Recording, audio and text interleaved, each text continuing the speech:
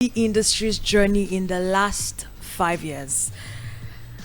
How has the movie industry evolved in the last 5 years? Do you think you can highlight some of the key changes and trends that has shaped its growth? Well, if you ask me, I would say let's take it back to the last 10 years. Okay. That's a decade. Okay. Now, the advent of devices and internet and available data has changed the way we all do movies. In fact, it has also brought the cost of production lower. For instance, somebody has a ring light and a phone. He just puts on the ring light, puts on the phone, and does something. Well, initially they were all laughed at, right? But today, these people that are being laughed at are brand ambassadors because they have as much as 1 million subscribers in YouTube. They have as much as 4 million followers on Facebook. And so they have a command of the viewers, right? So the movie industry in the last 10 years has changed. It's no longer lights, camera, action, even though there is a very major place for that. When you do lights, camera, actions, and you do it very well, you have Netflix wanting your movie. You have Amazon Prime wanting your movie. I mean, Amazon Prime just moved to the country. They just signed a big deal. That was, I think that was last year. Yes. Or early this year. Yes. With the producers of Brotherhood. Good. You know what has happened is that some of these companies now come in and commission producers. So if you, over the years, you have great works that have stood out, now they now come and commission you. They say, produce 20 movies for us, produce 10 movies for us, and they pay you. So you see, the movie industry has transformed. Before 10 years ago, it was as if it was dwindling. They were calling it area production. Of course, there was a time they said they had Asaba movie, but all these things have changed. Why has it changed? Because if you want to go somewhere, if you want to do something outstanding, you must do international standard. Strive Masiyiwa, the CEO of Econet, said, if you must do anything and sustain it, it must be international standard. Why, he was asked, and he said, because the competition in business sector is rife. It's not a family meeting. Family meeting, you talk your own, I talk my own. No.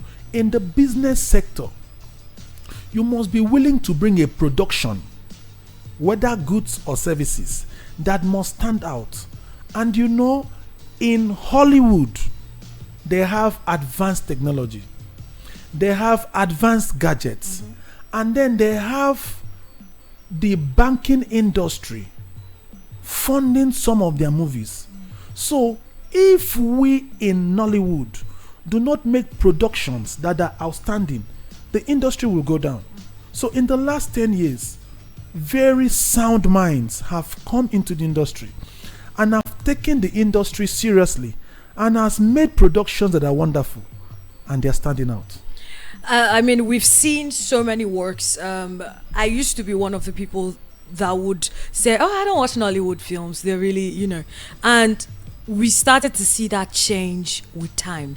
And we started to see how, you could actually watch a Nollywood film and be impressed.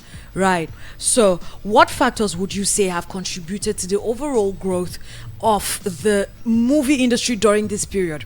Are there any specific drivers or innovations that have played a significant role in this growth?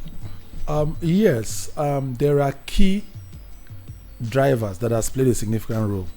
First and foremost, the availability of, we cannot talk down on the availability of DSTV, because at the point, the only market that was available, apart from selling CDs, the only market that was available was making your movie and selling it to DSTV. Do you understand? Because at the point, CD was no longer selling. So we must appreciate and acknowledge the availability of the DSTV. It helped people to make production and then sell. And of course, with time, some companies also bought a TV space within DSTV, and we're also buying the movies and showing it. like Rock Studio. And then it appears Rock Studio has more than 3 slots of TV in DSTV. Yeah. So one of the indicators that has made the movie industry move is corporate organization, corporate funding. It has helped us to move, even though we are not where we're supposed to be, but we are not where we used to be. Now, another thing that has helped us, for me, if you ask me, is the Bank of Industry. Well, is it easy to access their funding? No. But are there people who have ended up accessing their funding? Yes. So if you ask me, for those who are producers listening to me, well, I'm not the one that will tell you their checklist. You need to come down, find the checklist, and then do the needful and again get the funding. So the Bank of Industry has also helped, because there are movies that are not normal budget movie. You want to do a movie, and in all sincerity, they are telling you that the funding is 50 million. And then movie business is not buying and selling, where you buy a phone 1 naira, you go to the market and sell it 1 naira 50 kobo, and then you do round tripping. No, that much of 50 million could stay in the production for 1 full year and is not out. Oh, actually, I heard that regarding there's this movie now that had just come out. I'm trying to remember what the title is. The one that had Toby Bakare in it. Is it Shantytown? No.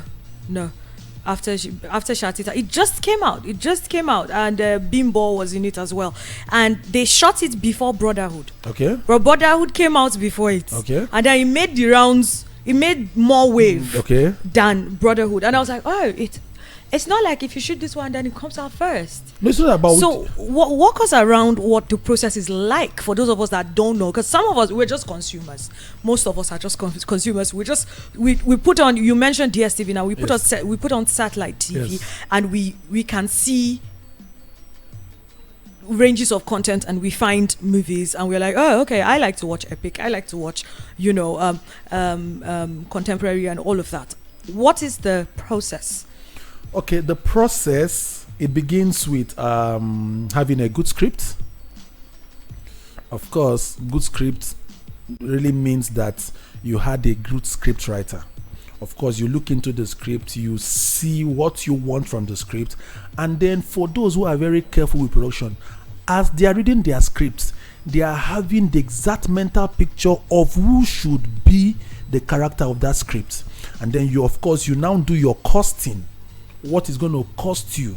Then you begin to talk with your actors. You begin to negotiate payment with them. You begin to fix dates.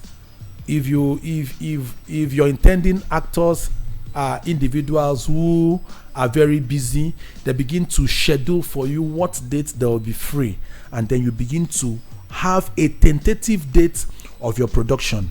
Now you begin to assemble your crew. Your crew are as important as your cast. Now, for some of us, when we begin to do this, we begin to create social media hype already.